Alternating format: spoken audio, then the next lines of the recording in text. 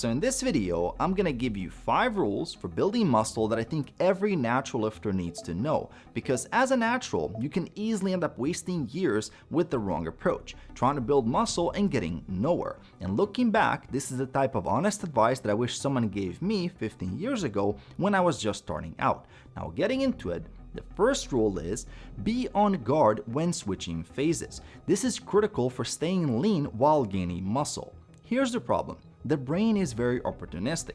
Once you finish a fat loss phase and you start eating more, you can feel more hungry than you were on lower calories. Your body is looking to regain the weight you just lost. And I've seen many guys over the years mess this up. They think they can finally relax since they are officially no longer cutting. But what happens is that once the floodgates open, they start making one bad food decision after another. So a lean bulk quickly turns into a dirty bulk, and they regain a lot of fat in those first 30 to 60 days, end up looking significantly worse and often losing motivation to keep gaining. Some guys decide to go back into a calorie deficit, but then they're not gaining muscle. So it's a lose-lose situation. And to avoid this, it's critical that you stay on your toes during the transition phase from fat loss to building muscle. I recommend keeping the same food choices as you had during your caloric deficit and just increasing the amounts. Use the higher intake as an opportunity to eat more healthy food. This prevents a lot of cravings and the loss of control. Maintaining a familiar structure, in my experience,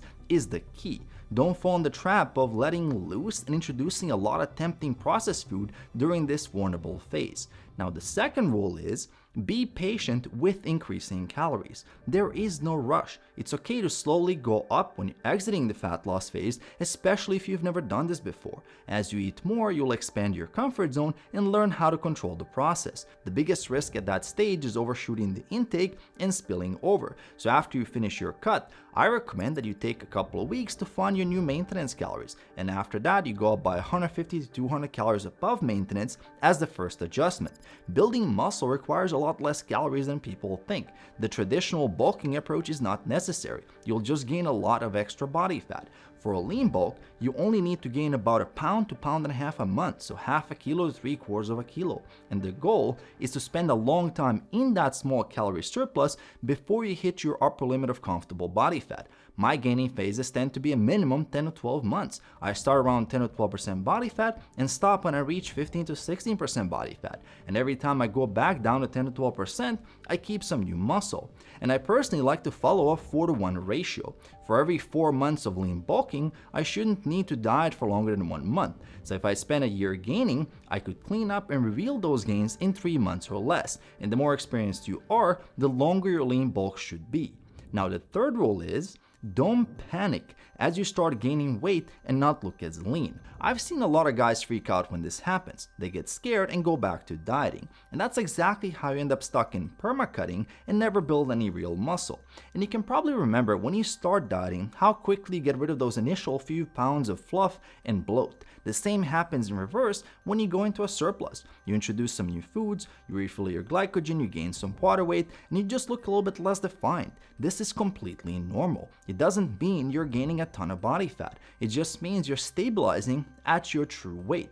If your calorie intake is controlled and reasonable and you're hitting the like button, you're fine. Actually, if you went back into a deficit, you probably look a lot leaner in 4 to 5 days. These short-term visual changes are just temporary. You want to give yourself at least 2 to 3 weeks of data before you jump on making adjustments. If after, let's say, 3 to 4 weeks, you realize you've gained more than 1% of your body weight, drop your calories a little bit and check again in 3 to 4 weeks. Being data-driven and patient is the key. Now, speaking of calories, this brings me to rule number 4, which is to auto-regulate your calorie surplus. This is something I started doing a few years ago, and it made a difference in staying lean while building muscle. So we all have periods where the stimulus to build muscle won't be optimal. And in these situations, it doesn't make sense to run a calorie surplus. Let's say you go on a holiday for 2 weeks. You don't have access to a good gym, maybe you're occupied with other activities, sleep gets worse because of travel. So in this case, I personally switch to maintenance calories until I get back home. I still exercise and stay consistent, but since the stimulus isn't optimal, I'd rather play it safe. Another situation is if you catch a bad cold or a flu. You want to recover first so you can have productive training sessions. So going to maintenance calories during that recovery period makes a lot of sense, because without that signal to grow that comes from training, if you apply caloric surplus, you'll just gain body fat. And this is one more reason to really focus on longer lean bulks and take your time, because there will always be some interruptions and weeks will be lost. This is a normal part of the process and something to expect.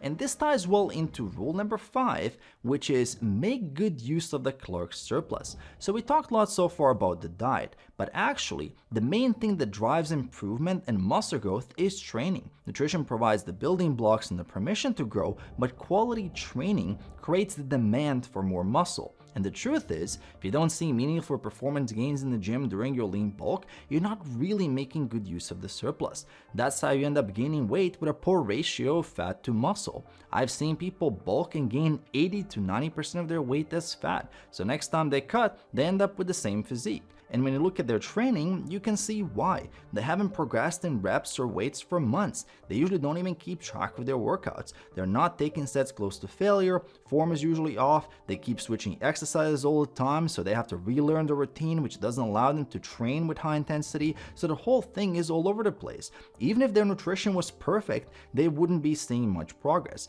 And the best proxy to know if your training is productive is as the months go by, you're able to progressively overload in the 6 to 12 moderate rep range on your key compound lifts. This will ensure your body will use the surplus for building muscle rather than just storing fat. And the honest truth is, building muscle as a natural takes a long time even if you do everything right. We're talking many months and years. So to avoid wasting that time, implement these 5 rules and stay consistent. I'm confident you're going to see great progress. And if you'd like to work with me to help you set everything up and hold you accountable, check out the coaching link in the description below. I'll leave another muscle building video here for you at the end, so check that out, and I'm gonna see you right there.